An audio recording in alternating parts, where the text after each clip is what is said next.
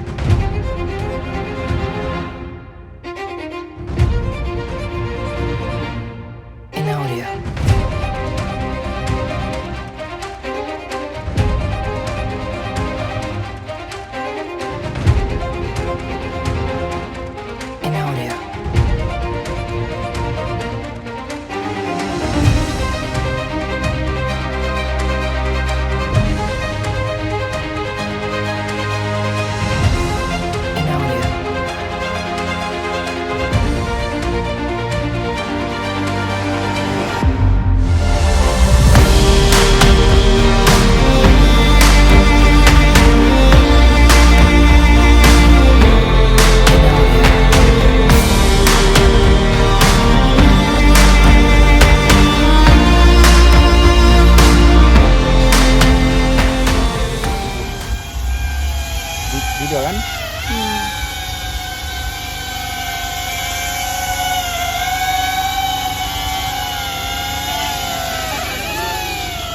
Itu adalah eksplorasi drone Belud di padi sawah Sangkir, Kota Belud.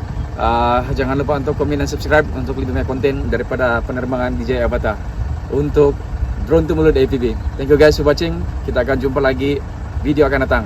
Bye.